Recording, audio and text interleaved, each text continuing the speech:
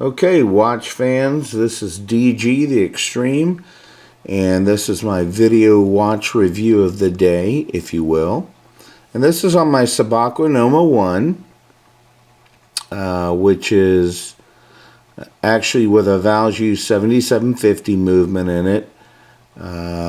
Platinum mother of pearl dial, which is beautiful. I don't know how well you can see it, but you know, I'll try and do some different angles or whatever. Yeah, it's got some orient to it, to be sure. But anyway, pretty much the subject of my conversation today has more to do with the 7750 movement. Okay? So, 7750, I'm pretty sure, well, let me back up a little bit. ETA has been around a long time, and the Valjoux movement is a product of ETA. So that's, you know, number one. Number two, ETA came out in the 1800s, and, you know, automatic watch movement, whatever. The Valjoux came out in 1940. And actually started out as a 17 jewel movement, believe it or not. And for those of you who own one right now, you know this is now a 25 jewel movement. But that being said, I think that the things that are most important to recognize here is they really went, you know, mainstream after a while, after 1940, and the 7750 is widely considered as the very particular movement that saved the automatic watch industry. So I don't know if you're aware of that, but that is a fact. In 1974 is when they introduced the 7750 movement. And, you know, that was obviously when quartz was in its heyday, if you will.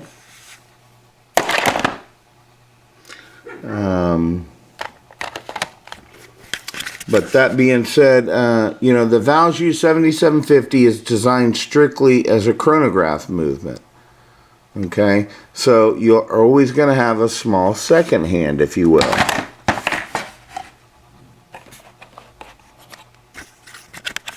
Which you'll see the second hand there on the left, sweeping. And it is a very smooth sweeping movement. I mean, this movement is almost impossible to fault, to be honest with you. It's something that that I believe every watch collector should have at least one of. If you truly believe in watches and you love your watches, you have to have a Valjoux 7750.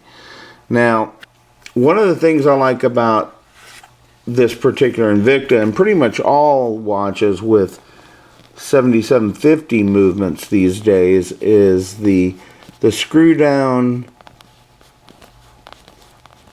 function pushers. So you have to unscrew them to be able to even start the chronograph, and that's how you get that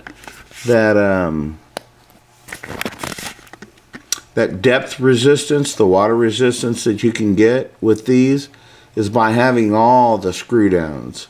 So that's become pretty commonplace in the industry these days, I would say.